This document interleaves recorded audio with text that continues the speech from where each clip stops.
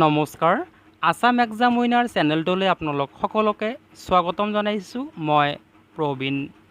আজি হৈছে 2022 চনৰ ছেপ্টেম্বৰ মাহৰ 9 তাৰিখ। আজিৰ দিনটোৰ কাৰেণ্ট এফেয়াৰ্ছৰ অতি গুৰুত্বপূৰ্ণ প্ৰশ্নকেইটা এই ভিডিঅ'টিত আলোচনা কৰিম। ব্লগ ভিডিঅ'টি আৰম্ভ কৰোঁ। প্ৰথম প্ৰশ্নটো হৈছে শেহতীয়াকৈ মুকলি কৰা নিক্ষয় 2.0 পৰ্টেল কোনটো ৰোগৰ সৈতে জড়িত? অপশ্যনবোৰ আছিলে কৰ্কট ৰোগ, যক্ষা ৰোগ, কোভিড-19 আৰু দি আছে ৰক্তহীনতা। তো ইয়াৰ সঠিক উত্তৰটো হৈছে অপশ্যন নম্বৰ বি, যক্ষা ৰোগ।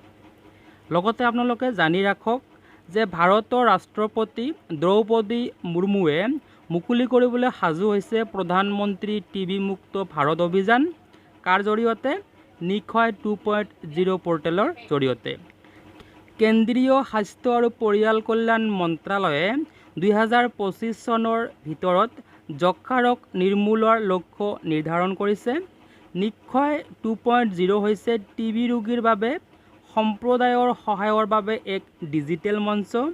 ই যক্ষা ৰোগীৰ চিকিৎসাৰ ফলাফল উন্নত কৰিবলৈ অতিৰিক্ত ৰোগীক সহায় আগবঢ়াব। এতিয়া আহিছোঁ পৰৱৰ্তী প্ৰশ্নটোলৈ। ইয়াত কোৱা হৈছে কোনখন ৰাজ্যই পুদুমাই পেঞ্চন আঁচনি আৰম্ভ কৰিছিল? মহিলা ছাত্ৰীসকলক ইউজি কাৰ্যসূচী সম্পূৰ্ণ কৰিবলৈ মাহেকীয়া আৰ্থিক সাহায্য প্ৰদান কৰিবলৈ।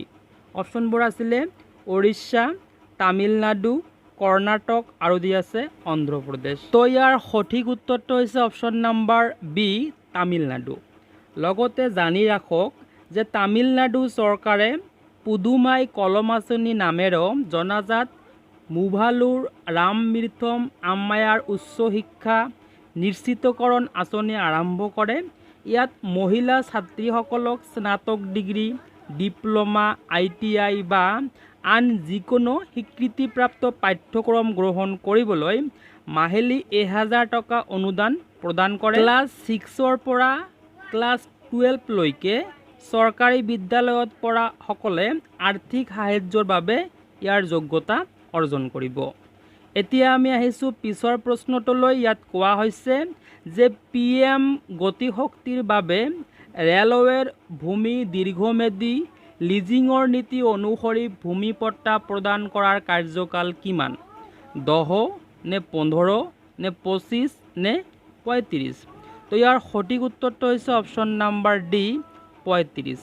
লগতে জানি ৰাখক যে কেন্দ্ৰীয় কেবিনেটে প্ৰধানমন্ত্ৰী গতিশক্তি কাৰ্যসূচীৰ বাবে ৰেলৱেৰ ভূমি দীৰ্ঘম্যাদী লিজিঙৰ নীতিত অনুমোদন জনায়। নতুন নীতিয়ে বৰ্তমান 5 বছৰৰ বিপৰীতে 35 বছৰ পৰ্যন্ত দীৰ্ঘ সময়ৰ বাবে ভূমি পট্টা প্ৰদানৰ সুবিধা প্ৰদান কৰিব।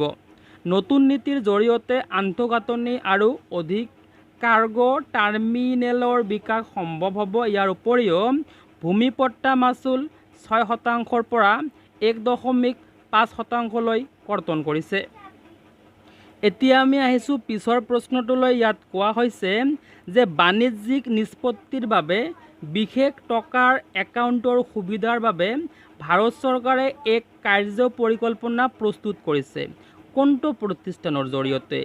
সেবি নে RBI নে নীতি আয়োগ নে BSI? তো ইয়াৰ সঠিক উত্তৰটো হৈছে অপশ্যন নম্বৰ বি, RBI। লগতে জানি ৰাখক যে ভাৰত চৰকাৰে ভাৰতীয় ৰিজাৰ্ভ বেংকৰ সৈতে বাণিজ্যিক নিষ্পত্তিৰ বাবে বিশেষ টকাৰ একাউণ্টৰ সুবিধা প্ৰদানৰ বাবে এক কাৰ্য পৰিকল্পনা প্ৰস্তুত কৰিছে। বেংকসমূহক অংশীদাৰ ব্যৱসায়ী দেশসমূহৰ সংবাদদাতা বেংকসমূহৰ বিশেষ টকা ভ্ৰষ্ট একাউণ্ট SRVA খোলাৰ প্ৰক্ৰিয়া ক্ষীপ্ৰ কৰিবলৈ কোৱা হৈছে। ইয়াৰ লক্ষ্য হৈছে মাৰ্কিন ডলাৰৰ পৰিৱৰ্তে টকাৰ সীমা অতিক্ৰম কৰা বাণিজ্যিক প্ৰসাৰ কৰা। এতিয়া আমি আহিছোঁ ভিডিঅ'ৰ একেবাৰে অন্তিম প্ৰশ্নটোলৈ। ইয়াত কোৱা হৈছে যে কোনখন ৰাজ্যত ছেপ্টেম্বৰক হিমালয় দিৱস হিচাপে পালন কৰা হয়? অপশ্যনবোৰ আছিলে বিহাৰ নে অসম নে উত্তৰাখণ্ড নে ছিকিম? তো ইয়াৰ সঠিক উত্তৰটো হৈছে অপশ্যন নম্বৰ চি, উত্তৰাখণ্ড। লগতে জানি ৰাখক যে হিমালয়ৰ পৰিৱেশ তন্ত্ৰ আৰু অঞ্চল সংৰক্ষণৰ লক্ষ্যৰে উত্তৰাখণ্ড ৰাজ্যত প্ৰতি বছৰে 9 ছেপ্টেম্বৰত হিমালয় দিৱস উদযাপন কৰা হয়। 2015 চনত ৰাজ্যখনৰ তদানীন্তন মুখ্যমন্ত্ৰীয়ে ইয়াক আনুষ্ঠানিকভাৱে হিমালয় দিৱস হিচাপে ঘোষণা কৰিছিল।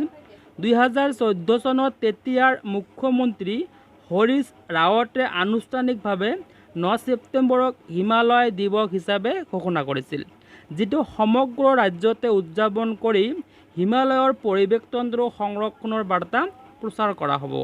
তো এই ভিডিঅ'টি ইমানখিনিয়ে আছিলে। ভিডিঅ' শেষলৈকে চোৱাৰ বাবে ধন্যবাদ জনাইছোঁ।